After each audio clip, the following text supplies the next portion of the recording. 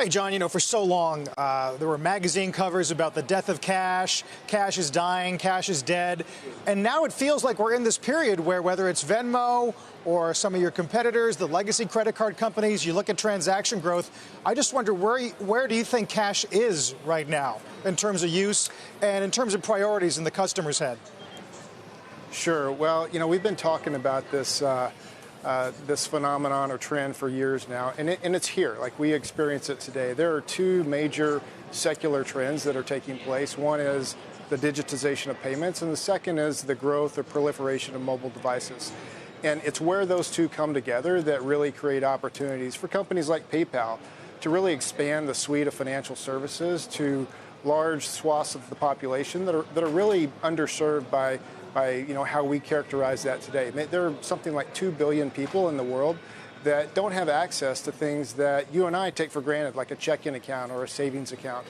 And the unique aspect of those 2 billion people is that roughly 70% have a mobile device. And so with that combination together, we can put all of the power of a bank branch and all the financial services in the palm of their hand.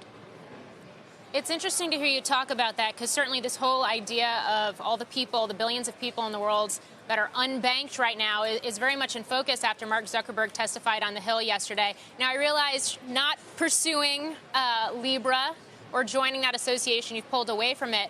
But in terms of that discussion around the unbanked, what does the opportunity look like more specifically in terms of those services for PayPal? Sure. Well, if you look at our footprint today, Morgan, we're strong in some of the more industrialized countries like the UK, like the US, Canada, Australia. But we're less strong in some of these faster growth regions of the world, like in India, like places in Latin America, certainly Africa. And that's where really we can take our value proposition and the digitization of payments and give those people access to financial services and, importantly, access to the online world that they can't experience today without some financial instrument to pay online. And this is where I think PayPal's value proposition really shines.